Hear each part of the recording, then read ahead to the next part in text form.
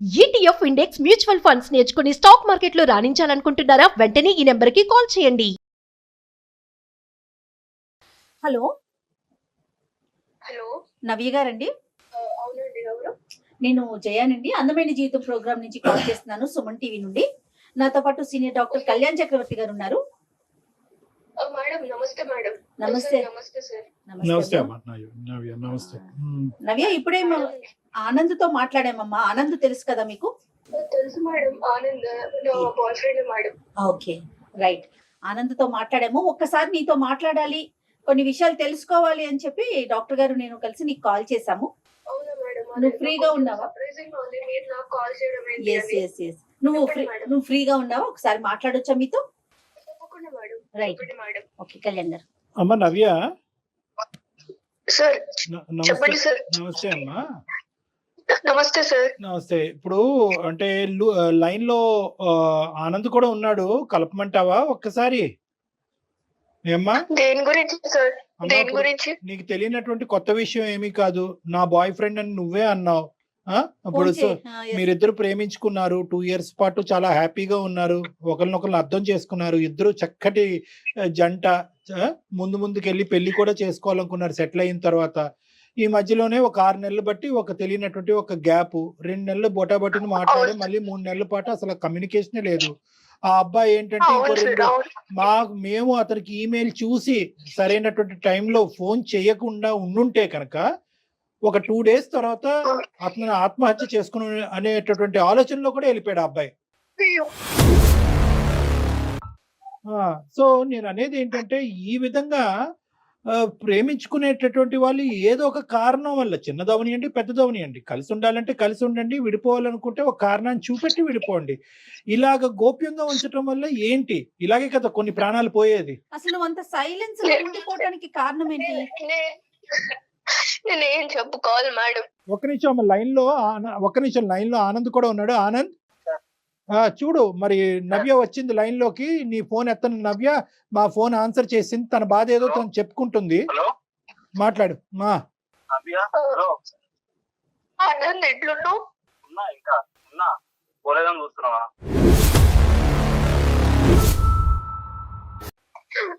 అట్లా అన్నా కానీ నాకు నీ మాట్లాడితేనే బాధేస్తుంది. అంటే వేరే వాళ్ళు ఫోన్ చేస్తే గానీ నా ఫోన్ నుంచి చేస్తే తినంత తప్పులు నేను అన్ని చేసానా? తెలియదు ఆనంద్ ఏం జరిగిందో నీకు తెలీదు. తెలీదు, చెప్పాలి కదా నాకు. నువ్వు చెప్పాలి కదా. ఇప్పుడు చెప్పలేదు. నేనేం చెప్పుకోలేను ఆనంద్, నేను చెప్పుకోలేను. సరే చెప్పుకోనండి. ఎలాగా? ఎలా చెప్పుకోలేదంటే అట్లా కాదు ఎలాగా? కదమ్మా నవ్య, నేను కానీ నీకోసమే వేచి చూస్తున్నాడు కదా అతను. రీజన్ ఏంటి? అతని వైపు తప్పు ఉందా? అసలు నువ్వెందుకు తనతో ఫోన్ మాట్లాడట్లా? మేడం, నేను నా గురించి చెప్పాలంటే మాది ఒక చాలా పువర్ ఫ్యామిలీ మేడం. ఓకే, నాకు చాలా బాధగా ఉంది మేడం, నేను మాట్లాడలేకపోతున్నా. బాధపడకమ్మా. మా అమ్మాయి కూడా ఎంత సఫర్ అవుతుందో అంటే. కాదు నాన్న, ఇప్పుడు నవ్య సార్ చెప్పండి. ప్రతి సమస్యకి సొల్యూషన్ ఉంటదమ్మా. ప్రతి సమస్యకి సొల్యూషన్ ఉంటది. అరే అమ్మ, నీవు ఒక 2 రోజులు ఆగుంటే కనుక నువ్వు ఇంతగా ప్రేమించేటటువంటి ఒక అబ్బాయి చనిపోయి ఉండేవాడు. అప్పుడు నాకు ఎన్నో సమస్యలు ఉన్నాయి, ఎన్నో బాధలు ఉన్నాయి అనేటటువంటి నువ్వు ఎప్పటికీ నిన్ను క్షమించుకునేటటువంటి దాని కాదు. ఈ రోజు ఒక బంగారు అవకాశం. ఏదైనా కూడా, ఎలాంటి నిజమైనా కూడా ఈ ప్లాట్ఫామ్ మీద మాట్లాడచ్చు నువ్వు. కాబట్టి నన్ను ఒక్కసారి నువ్వు ఓదార్చుకుని జరిగినటువంటి సంగతులు ఏంటి, ఏ కారణం చేత ఈ అబ్బాయిని చెప్పకుండా ఇలా దూరం వెళ్ళావు చెప్పు. నేను చెప్పుకోగలుగుతాను సార్. మళ్ళీ ఇప్పుడు అందరూ చూసి మళ్ళీ నన్ను హేళన చేయడం నాకు ఇష్టం లేదు నవ్య, అసలు అది ఎప్పటికీ జరగదమ్మా. మన అందమైన జీవితం అనే ఈ ప్రోగ్రామ్ ద్వారా ఎప్పటికీ మీరు ఎవరు ఏంటి అనే వివరాలు పూర్తి గోప్యంగా ఉంచుతాం. కేవలం నీ గొంతు మాత్రమే వినిపిస్తోంది, దానికి పూర్తి హామీ నాది. సరే మేడం. ఓకే, నేను ఆనంద్ మీరు అన్నట్టు సార్ 2 years లవ్ చేసుకున్నాము, పెళ్లి చేసుకుందాం అని కూడా అనుకున్నాము. కానీ నా గురించి ఆనంద్కి ఎందుకు మాట్లాడలేదని తెలియదు సార్. ఎందుకంటే నేను ఒక మిడిల్ క్లాస్ కంటే చాలా పువర్ ఫ్యామిలీ సార్ మాది. మా నాన్న క్యాబ్ డ్రైవర్, మేము ముగ్గురం అక్క చెల్లెలం సార్. నేనే పెద్దదాన్ని. నా ఏజ్ 20 years సార్. ఓకే అమ్మా. నా చెల్లెళ్ళు, నా తల్లిదండ్రులకి అంత పువర్ ఫ్యామిలీ సార్. ఊరికే పూటకి గడిచిన అన్నంతోనే మేము బతుకుతున్నాం సార్, రోజువారీ డబ్బులతోని. ఒక రోజు ఏమైందంటే మా నాన్న ఇంకా మా మమ్మీ వాళ్ళు ఫంక్షన్ కి వెళ్ళి రిటర్న్ అవుతుంటే ఒక యాక్సిడెంట్ లో చనిపోయాడు సార్ మా నాన్న. ఓ నేను చాలా ఎమోషనల్ అవుతాను సార్ ఈ విషయంలో. అయ్యో అయ్యో ఆయన చనిపోయిండు. మా అమ్మకి కూడా మేజర్ యాక్సిడెంట్ అయింది సార్. తన హెల్త్ కండిషన్ అస్సలు బాగాలేదు ఇప్పుడు. ఓ తన హెల్త్ కండిషన్ ఏం బాగాలేదు, మొత్తం మేమే చూసుకుంటున్నాం సార్. మా నాన్నకు ఒక బెస్ట్ ఫ్రెండ్ ఉన్నాడు సార్ చిన్నప్పటి నుంచి. చెప్పమ్మా చెప్పు. నవ్య ప్లీజ్ ఏడవకుండా చెప్పు ప్లీజ్, నాకు వల్ల అవట్లేదు నువ్వు ఏడుస్తుంటే ఇక్కడ. బాధపడకమ్మా నవ్య, నాకు బాధపడక. ఏడుపు ఆగట్లేదా ఆనంద్, ఏడుపు ఆగట్లేదురా. నేను నీకు తెలుసు కదా నేను ఎంత ఎమోషనల్ లో. నా బాధని ఇప్పుడన్నా చెప్పుకునే అవకాశం వచ్చింది కాబట్టి నేను చెప్పుకుంటున్నాను. నీకు చెప్పమ్మా. తెలియాలి నేను ఏదో మోసం చేసి వెళ్ళిపోతున్నాను అన్నట్టుంది నీకు. ఎగ్జాక్ట్లీ అదే తెలియాలి. మోసం నువ్వు చేసావని లేదు, నేనేం ఏదో మోసం చేసినట్టు అయింది నాకు. తన మాటకి తను చెప్పనియండి, తన బాధ తను చెప్పుకోనియండి. చెప్పుమా. మా నాన్నకి చిన్నప్పటి నుంచి ఒక బెస్ట్ ఫ్రెండ్ ఉన్నాడు సార్. ఆయన పేరు శ్రీనివాస్ అన్నమాట. అదే ఆనంద్ వాళ్ళ ఫాదర్ ఇప్పుడు. ఓకే సో ఆయన మా చాలా చిన్నప్పటి నుంచి మమ్మల్ని చూసుకుంటూ మొదటి నుంచి ఆయనకి బాగా తెలుసు సార్ మేము. ఓకే సో మా పరిస్థితి చూసి ఎలానో మా నాన్న ఎప్పుడు చెప్తుండే, అరే నువ్వే చూసుకోవాలరా నా ఫ్యామిలీని, నా కుటుంబాన్ని, నా పిల్లల్ని నీ చేతుల్లోనే పెడుతున్నాను అని. ముందు నుంచే వాళ్ళు బాగా నాకేమన్నా అవుతే నువ్వే దిక్కు, నువ్వే పెద్ద దిక్కు అని కూడా ఎప్పుడు వాళ్ళ మధ్యన అదేలే. సంభాషణ ఉండేది. సో ఈ విధంగా మా నాన్న చనిపోయినప్పుడు ఆయన మమ్మల్ని దగ్గరికి తీశారు సార్, ఆనంద్ వాళ్ళ ఫ్యామిలీని. ఆనంద్ కి మదర్ లేరు, తండ్రి ఒక్కడే. నన్ను బాగా చూసుకున్నాడు సార్. నన్ను నేను పెద్ద చెల్లిని కాబట్టి నాకు మంచి చదివించి ఉద్యోగం తెప్పిస్తే తర్వాత మా చెల్లెలకి నేను ఉపయోగపడతాను కదా సార్, మా ఫ్యామిలీకి సపోర్ట్ గా ఉంటాను కదా. సో కాదు వాళ్ళ నాన్న. ఇంటికి తీసుకెళ్లి మంచిగా చదువు. నవ్య, ఇప్పుడు నువ్వు ఒక్కదానివి వీళ్ళింట్లో ఉన్నావు, చెల్లెళ్ళిద్దరూ అమ్మని చూసుకుంటూ మీ ఇంట్లోనే ఉండిపోయారు అంతేనా? అవును మేడం. ఓకే, అమ్మకి ఓకే. ఆరోగ్యం బాగుంటుంది కదా. ఆర్థికంగా సాయం కూడా చేస్తున్నాడు. ఆ, చెప్పమ్మా. నేను వాళ్ళ ఇంట్లోకి వెళ్ళి చదువుకొని వాళ్ళ ఇంట్లో మంచి ఉద్యోగం కూడా తెచ్చుకున్నాను సార్. అమ్మా అయితే ఆ పరిచయమే నాకు ఆనంద్ పరిచయం అయ్యాడు. ఆనంద్ చాలా మంచోడు సార్. నన్ను ఒక తండ్రి లేని కూతురు కంటే తండ్రిలానే బాగా చూసుకుంటాడు. అదే ఒక తండ్రి లాగే అట్టి A to Z అతనే చూసుకుంటాడు మేడం. ఓకే సో ఒకసారి ఏమైందంటే అనుకోకుండా నాకు ఒక్కొక్కసారి హెడేక్, స్టమక్ పెయిన్ వస్తున్నప్పుడు వీక్నెస్ అనిపించేది మేడం. బాడీ అంతా వీక్ గా ఉన్నప్పుడు పడుకునేదాన్ని, కాలేజ్ కూడా వెళ్ళకుండా. సో అలాంటి టైంలో వీక్ ఉన్నప్పుడు నాకు మెడిసిన్స్ అవన్నీ తెచ్చి అంకుల్ బాగా చూసుకున్నారు. అలా 2-3 సార్లు జరిగినాయి అలాగా. సో టైం అయిపోయింది. ఒకసారి ఏమైందంటే మేడం, నాకు బాగా సివియర్ గా హెడేక్ ఇంకా స్టమక్ పెయిన్ ఉన్నప్పుడు ఒక మెడిసిన్ ఇచ్చారు మేడం. నాకు తెలియలేదు ఏమైందో. నాకు తెలియకుండానే నాకు నీరసం అయిపోయి నేను అలానే పడుకుంటున్నాను మేడం. అప్పుడు ఆనంద్ కూడా లేడు మేడం నాకు తోడుగా. అలాంటి టైంలో నాకు తెలియకుండానే ఆ శ్రీనివాస్ అంకుల్, ఆ అంకుల్ అని కూడా పిలవాలనిపించట్లేదు. నాకు Oh ఒక my God. రాక్షసుడు అని చెప్పాలి నేను.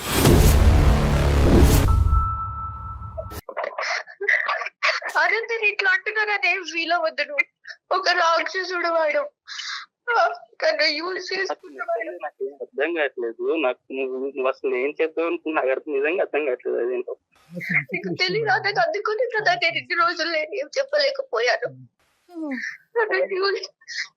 అలాంటి టైంలో నాకు తెలియకుండా టాబ్లెట్ ఇచ్చేసి నన్ను వేరే విధంగా యూజ్ చేసేసుకున్నాడు మేడం. తర్వాత ఆ వీడియోలు, ఆ ఫోటోలు అవి యూజ్ చేసుకున్నవన్నీ తన దగ్గర పెట్టుకొని బ్లాక్ మెయిల్ చేస్తున్నాడు మేడం. ఆ అంకుల్ బ్లాక్ మెయిల్ ఇప్పుడు వరకు ఏం మాట్లాడుతున్నావు నవ్య? నాకేం అర్థం కావట్లేదు నవ్య. నీకు తెలియదు నాకు జరిగింది ఇది. అందుకోసమే నేను ఏ విధంగా నీకు నా ముఖం చూపించాను మీ ఫాదర్ చేసిన పనికి. ఇప్పుడు నీ నాకైతే నాకు అవ్వట్లేదు, నా వల్ల అవుతుంది కదమ్మా. అమ్మ ఇప్పుడు నీది ఎంత డిఫికల్ట్ సిచ్యువేషన్, నీకంటే ఆనంద్ ఇప్పుడు ఇంకా పెద్ద డిఫికల్ట్ సిచ్యువేషన్. నువ్వు తెలిసినటువంటి నేను ఒక నిజాన్ని కడుపులో wife పెట్టుకుని నేను- ప్రేమికుడిని దూరం చేసుకుని ఇప్పుడు వరకు ఉన్నావు.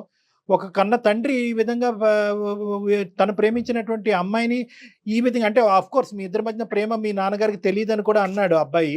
తెలిసినా తెలియకపోయినా కూడా కన్న తండ్రి గురించి, తల్లి చనిపోయిన తర్వాత అతని తల్లి కూడా చనిపోయి 6 సంవత్సరాలు అయింది. ఏ కొడుకు మాత్రం ఇలాంటి వినాలనుకుంటాడు? ఆ అబ్బాయి పరిస్థితి ఇంకా ఘోరంగా. నీదేం అవును, తక్కువ చేయట్లే అవును. కానీ ఆ అబ్బాయిది కూడా ఇది. అంటే ఈ ఫోటోలు వీడియోలు ఎందుకమ్మా తీసుకున్నాడు? అంటే దాని ద్వారా ఏమన్నా నన్ను బెదిరిస్తున్నాడు సార్. నన్ను బెదిరించి మీకు ఇప్పటి వరకు నీకు సహాయం చేశాను కదా ఫైనాన్షియల్ గా, నన్ను బెదిరించాడు సార్. బెదిరిస్తూనే ఉన్నాడు సార్. నేను ఏం చేయాలో తెలియదు వచ్చేస్తాను సార్. ఇక నిజం ఆనంద్, మీ నాన్న ప్రూఫ్, మీ నాన్న దగ్గర కూడా మీ వీడియోస్ అవన్నీ ఉండి ఎప్పుడు తీసుకున్నాడో తెలియదు ఆనంద్ నాకు. ఆ ఫొటోస్ అవన్నీ బ్లాక్ మెయిల్, నేను పడుకున్నప్పుడు అవన్నీ పిచ్చి పిచ్చిగా తీసేసి అవన్నీ బ్లాక్ మెయిల్ చేస్తున్నాడు ఆనంద్. ఒక ఇంట్లో ఉన్నారు కదా ఆనంద్, నేను మా ఇల్లు అనుకొని వచ్చారని, అనవసరంగా వచ్చారని నాకు ఇప్పుడు అనిపిస్తుంది ఆనంద్.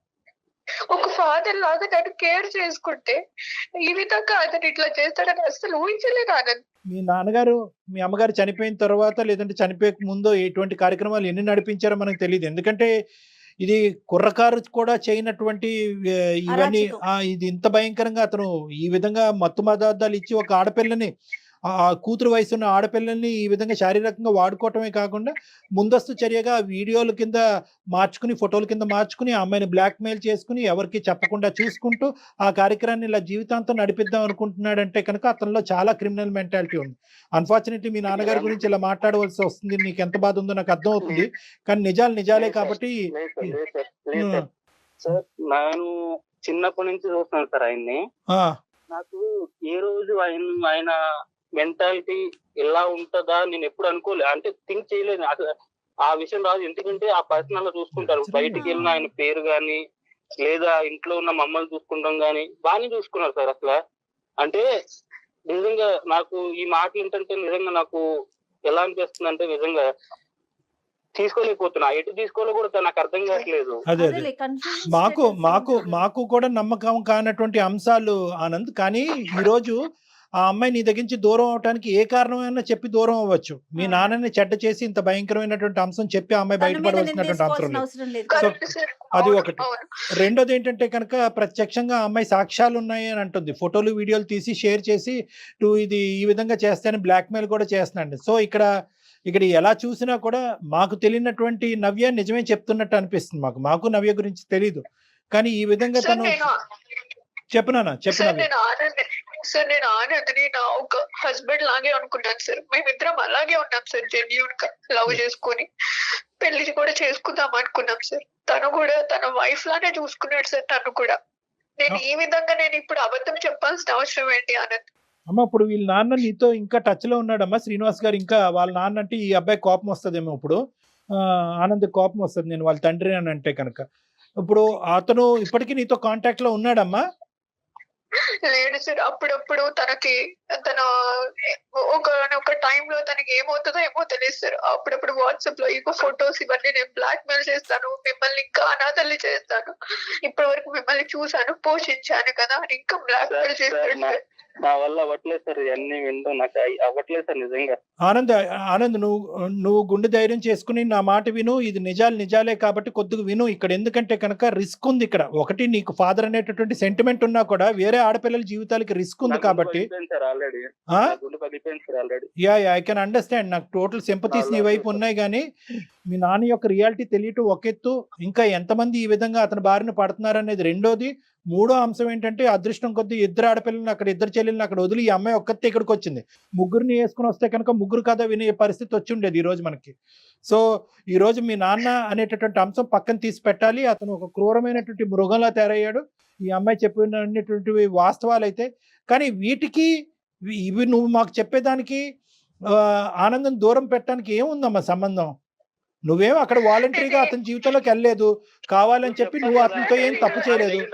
నేనేం వాలంటరీగా వెళ్ళలేదు సార్. కానీ మేమిద్దరం ప్రేమించుకొని ఒక జెన్యూన్ గా ఇంతవరకు నేను ఎప్పుడు ఎవరిని ఇట్లా లవ్ చేయలేదు సార్. ఎలా చెప్తాను ఆనందాన్ని? ఎలా నీకు ముఖం చూపించుకోగలను చెప్పు? నీ ఫాదర్ ఇప్పుడు నమ్ముతున్నావు ఆనంద్? ఇప్పుడు పెద్దల సమక్షంలో కూడా నువ్వు నమ్మట్లేదంటే అప్పుడు ఎలా నమ్ముతావు?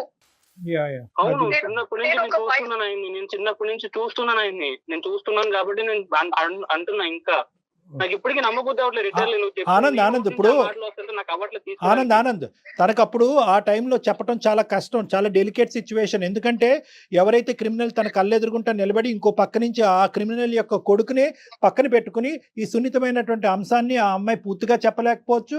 ఒకప్పుడు చెప్పినా కూడా అతను ఒక కథ అల్లాడి కథ ఆడి ఈ అమ్మాయి తనలో లోపరుచుకునేటటువంటి ప్రయత్నం చేసిందని చెప్పి రివర్స్లో నిందేయచ్చు. అప్పుడు ఈ అమ్మాయి పని ఇంకా ఘోరంగా తేరవచ్చు. కాబట్టి ఆ అమ్మాయి ఏంటంటే స్లోగా ఆ వాతావరణం నుంచి బయటపడింది, చాలా మంచి పని చేసింది. ఫస్ట్ స్టెప్ దాన్ని మనం కొనియాడాలి. ప్రేమను కాపాడుకోవాలనో ఆనందాన్ని పక్కన కూర్చోపెట్టుకోవాలని చెప్పి అదే వాతావరణంలో ఉండకుండా ఫస్ట్ బయటకు వచ్చేసింది, చాలా మంచి పని. అందరూ ఆడపిల్లలు ఏదైనా ఇలాంటి అబ్యూజివ్ రిలేషన్షిప్ కానీ ఇలాంటి పరిస్థితి ఉంటే కనుక ఫస్ట్ ఆ వాతావరణంలోనే ఉండాలి తప్ప మనకి ఇంకో లోకం లేదు. అది మీ వాళ్ళైనా పరాయి వాళ్ళైనా ఆ ఫస్ట్ 600 106 ఆ వాతావరణం నుంచి బయటపడండి. ఇది ఈ అమ్మాయి చేసినటువంటి మంచి పని. ఓకే, నెక్స్ట్ స్టెప్ ఏంటంటే కనుక నీ ప్రేమను ఎందుకు తాకట్టు పెట్టింది, నీ ప్రేమను ఎందుకు కాదు అనుకుంటుంది అన్నదానికి కూడా చెప్పింది. ఎందుకంటే కనుక ఒక సున్నితమైనటువంటి అంశం, ఆ తండ్రి తన్ని ఇలాగ చెడగొట్టేటటువంటి ప్రయత్నం కానీ చెడగొట్టేటటువంటి పరిస్థితిని తీసుకొచ్చినటువంటి వ్యక్తి ఒక కొడుకుతో నేను ఎలా ఉంటాను అంటే దీని అర్థం ఏంటంటే కనుక నీ మీద కోపం కాదు, తనకి నీ మీద కోపం ఉందని అనుకుంటున్నావా? నీ మీద కోపం కాదు. ఇప్పుడు నువ్వు చెప్పాలి నవ్య, ఎందుకు దానికి దీనికి ఎందుకు ముడిపెట్టావు, ఈ అబ్బాయిని ఎందుకు దూరం పెట్టావు? అట్లీస్ట్ ఇప్పటికైనా అబ్బాయికి ఒక క్లారిటీ. నేనైతే ఆనంద్ని పెళ్లి చేసుకోలేను సార్. ఆ విధంగా నేను ఒకసారి వాళ్ళ ఎందుకు అదే ఫ్యామిలీ నువ్వు లేకపోతే నేను లేదు ఉండలేను. సార్, నా మనసు ఒప్పుకోవట్లేదు సార్. నేనైతే చేసుకోలేను. ఇప్పటికే మళ్ళీ నన్ను బెదిరించి తర్వాత ఇంకెవరైనా ఫ్యూచర్ చేస్తే నా చెల్లెల బతుకులు కూడా ఆగమైపోతాయి. అలా కదమ్మా, అలా కాదు. ఒక క్రిమినల్ కొడుకు అని ఆ క్రిమినల్ మీద ఉన్న కోపం కొడుకు మీద చూపెడుతున్నావా? లేదంటే ఒక మావ స్థానంలో ఉన్నవాడు నిన్ను చెరిచాడు కాబట్టి ఆ బాధని జీర్ణించుకోలేక కొడుకును కూడా వద్దనుకుంటున్నావా? అవును సార్, ఆ బాధ జీర్ణించుకోలేకపోతున్నాను సార్ నేను. ఎలా అవుతుందమ్మా? అది కరెక్ట్ కాదమ్మా. అఫ్ కోర్స్ జరిగినటువంటి సంఘటనలకి టోటల్ గా మా తరపున సానుభూతి ఉంది. ఇది చాలా క్రిమినల్ చర్య, చాలా దారుణమైన చర్య. ఆనంద్ సహకరిస్తే కనుక, ఒకప్పుడు ఆనంద్ సహకరించినా సహకరించకపోయినా ఎవరైతే కనుక ఈ పైశాచిక చర్యకు పాల్పడ్డాడో అతన్ని శిక్షించడం, శ్రీనివాస్ అనే వ్యక్తిని శిక్షించడం అనేటటువంటి చాలా ఇంపార్టెంట్ ఇష్యూ. అది నెంబర్ 1. నెంబర్ 2, నేను చెప్పేది ఏంటంటే అసలు దానికి దీనికి ముడిపెట్టకమ్మా, దానికి దీనికి ముడిపెట్టకు. ఇప్పుడు పుణ్యమే కారణంలా ఉంటుంది ఈ అబ్బాయి పరిస్థితి. ఎందుకు నేను ఈ మాట అంటున్నానంటే ఈ రోజు ఆనంద్ యొక్క పరిస్థితి ఎలా ఉంది? సొంత తండ్రి గురించి ఏ కొడుకు ఇలా వినాలి అని అనుకుంటాడు? ఇప్పుడే అతనే చేదరించుకుంటున్నాడు. నువ్వు చెప్పేటటువంటి నిజమైతే కనుక మా నాన్న గురేస్తాను. సార్ ఇప్పుడు అతను ఈ విధంగా బ్లాక్ మెయిల్ చేస్తుంటే ఒక తండ్రి స్థానంలో చూసుకొని ఇప్పుడు నేను ఏ ముఖం పెట్టుకొని వాళ్ళ ఇంటికి వెళ్ళాను సార్. ఇప్పుడు ఇప్పుడు అలాంటి వాడు ఉన్నాడు అంటే నేను ఎందుకు ఉండేస్తా? అలాంటి వాడిని ఇప్పుడు అలాంటి వాడు ఉంటే నేను ఎందుకు ఉండేస్తాను అక్కడ? ఇప్పుడు ఈ రోజు ఆనంద్ నీ పక్కన నిలబడటం అనేది నీ సేఫ్టీ అమ్మా. ఒకటి గుర్తు పెట్టుకో, ఆనంద్ నీ పక్కన ఉండటం అనేటటువంటిది సేఫ్టీ. ఎందుకంటే విషయం తెలిసింది కాబట్టి. ఈ విషయం సొంత కొడుకు తెలుసు, నిలదీసేటటువంటి అధికారం ఆనంద్కు ఉంది, శిక్షించేటటువంటి అధికారం ఆనంద్కు ఉంది, పోలీస్ స్టేషన్ కి పంపించేటటువంటి అధికారం ఆనంద్కు ఉంది, అన్ని విధాలుగా ఒక అధికారం ఆనంద్కు ఉంది. కాబట్టి ఆనంద్ నీ పక్కన ఉండటం అనేటటువంటిది బలం. ఏ విధంగా అతని దగ్గర ఈ పనికిరానటువంటి చెత్తకారి ఆధారాలు ఉన్నాయో కూడా అవి అన్ని పిండి తీసుకోవటం, అతను పోలీస్ స్టేషన్ వరకు సాగరంపటం అన్ని కూడా ఆనంద్ చేయగలిగేటటువంటి కెపాసిటీలో ఉన్నాడు. కాబట్టి ఆనంద్ నీ బలం నెంబర్ 1. నెంబర్ 2, నేను ఒక అంశం చెప్తున్నానమ్మా. నీకు మానసికంగా నీ పరిస్థితి ఏంటి అన్నది నేను అర్థం చేసుకోగలను. కానీ అన్నిట్లకంటే ఇక్కడ మనం ఏంటంటే ఒక నీకు ఓదార్పు లేదంటే ఒక మంచి అంశం ఏంటో తెలుసా? ఒక చెడు చూసావు, ఒక భయంకరమైనటువంటి అంశం చూసావు, కానీ దాంతోపాటు ఒక స్వచ్ఛమైన ప్రేమను కూడా చూసావు. ఈ రోజుల్లో ఇటువంటి స్వచ్ఛమైనటువంటి ప్రేమను దొరకటం కూడా కష్టం. ఈ రోజు కావాలంటే 1 గంట 2 గంటలో 100 రోజులో ఈ రోజు ఆనంద్ గట్టిగా వాదించతే నిన్నైనా వదులుకోవటానికి రెడీయే, కానీ మా నాన్న ఇలా అంటే కనుక నేను వదలను, మా తల్లి చనిపోయినటువంటి మా తండ్రి మీద పేలెత్తి ఆధారాలు ఉన్నా లేకపోయినా తండ్రిని వెనకేసుకుని రావచ్చు, కానీ అలా వెనకేసుకుని రాలేదు. ఎప్పుడైతే నేను అతను సముదాయించావో, ఎప్పుడైతే నువ్వు 2 మంచి మాటలు చెప్పావో, మా నాయన నిజంగా ఇలాంటి వాడైతే కనుక అతను నేనే శిక్షిస్తాననే విధంగా నీతో పాటు వచ్చినటువంటి ఈ వ్యక్తికి నీ మీద పూర్తి స్థాయిలో 100% స్వచ్ఛమైనటువంటి ప్రేమ ఉంది. ఇటువంటి సపోర్ట్ నీకు కావాలి. దీన్ని పోగొట్టుకోదు. అది చూపెట్టి నువ్వు దయచేసి దీన్ని పోగొట్టుకోవద్దమ్మా. ఎందుకంటే ఈ రోజు నువ్వు ముందు వచ్చి ఇలాగ గోప్యంగా ఒకటమ్మా, నేను ఇందాక చెప్పాను, ఆడపిల్లలు ఎవరైనా కూడా ఇటువంటి సంక్షోభంలో ఉంటే కనుక బయటకు వచ్చి మాట్లాడండి అని చెప్పాను, బయటకు రండి అని చెప్పాను. బయటకు రావటమే కాకుండా బయటకు వచ్చి మాట్లాడాలి. ఎందుకంటే మీరు ఒక్కలే బాధితులు కాదు, మీతో పాటు ఇలాంటి అమ్మాయిలు ఎంతమంది ఉన్నారో లూప్ లో అనేటువంటిది కూడా ఇంపార్టెంట్.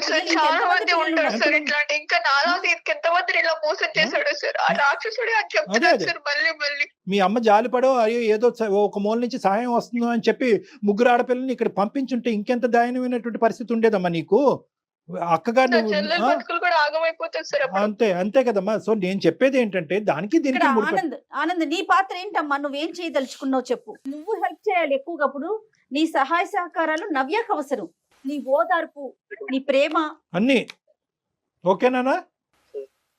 కాదు మీరిద్దరూ నేనేమంటున్నా అంటే first of all Navya sir చెప్పండి సార్. వితౌట్ ఎనీ కండిషన్స్ నీ ప్రేమను యాక్సెప్ట్ చేస్తావా? ఆనంద్ నీకు కావాలా? ఆనంద్తో పాటు కలిసి ప్రయాణం చేస్తావా? నాకు ఇవన్నీ నాకేం తెలియదు. నాకు నువ్వు కావాలి. నీ సమాధానం కావాలి నవ్య. చూసుకున్నాను నేను చెప్పలేకపోతున్నాను సార్. నేను ఇంకా ఆ స్టేజ్ లో నుంచి బయట పడలేదు. ఇంకా నేను చెప్పలేకపోతున్నాను సార్. మీరే న్యాయం డిసైడ్ చేయండి సార్. నవ్య ఒక పని చేద్దామమ్మా. నీ సిచ్యువేషన్ నాకు అర్థమవుతోంది.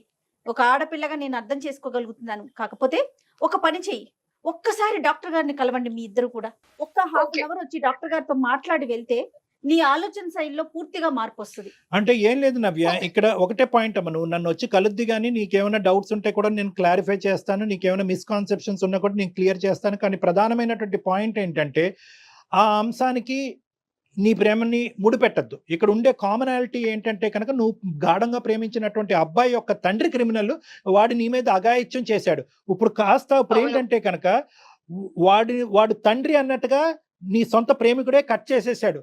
సో కట్ చేసేసినప్పుడు నీకు మామ కింద కూడా అవ్వడు. నువ్వు వాళ్ళ ఇంట్లో అడుగు పెట్టవలసినటువంటి అవసరం లేదు.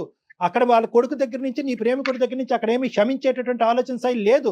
కాబట్టి మీ ఇద్దరు మానసిక పరిస్థితుల్లోంచి ఆ వ్యక్తిని డిలీట్ అయిపోయినప్పుడు మీ ఇద్దరికి కనిపించవలసిన ఒకే ఒక అంశం ఏంటంటే ఒక క్రిమినల్ మీకు కనిపిస్తున్నాడు. ఆ క్రిమినల్ని ఎలా మనం శిక్షించాలో అనేటటువంటి మా సైడ్ నుంచి సహాయం ఉంటుంది. కాబట్టి ఇక్కడ ప్రధానంగా మీరు చూడవలసింది ఏంటంటే మీ ప్రేమను కాపాడుకోండి. ఇంత స్వచ్ఛమైనటువంటి ప్రేమ ఈ రోజుల్లో దొరకడం కూడా రేర్. మీ ఇద్దరిని మీ ప్రేమ గురించి వింటుంటే నాకే ఎంతో ఆనందంగా ఉంది. ఈ అంశం బట్టి మీ ప్రేమను మాత్రం త్యాగం చేసుకోవద్దు నవ్య, ప్లీజ్. Okay sir. ఎవరికి చెప్పుకోలేని సిచ్యువేషన్ సార్. ఎందుకంటే మాకు ఎవరు లేరు. మీకు ఆల్రెడీ చెప్పాను కదా. అట్లా ఏమనుకోవద్దమ్మా, అట్లా ఏమనుకోవద్దు నవ్య. ఈ రోజు మేము మాట్లాడలేదు, నేను మాట్లాడాను, డాక్టర్ గారు మాట్లాడారు. ఆనంద్ ఉన్నాడమ్మా నీకు, మేమెవరం కాదు. నీకోసం ఆనంద్ ఉన్నాడు, నువ్వెవరూ లేరని అనుకోవద్దు. అన్ని పక్కన పెట్టి నీతో పాటు సపోర్ట్ చేసి తన ప్రేమను కాపాడుకోవటమే కాకుండా నిన్ను హింస పెట్టిన వ్యక్తిని కూడా శిక్షిస్తానని చెప్పినటువంటి మగాడు వస్తున్నాడు నీ పక్కన. Don't worry. రైట్?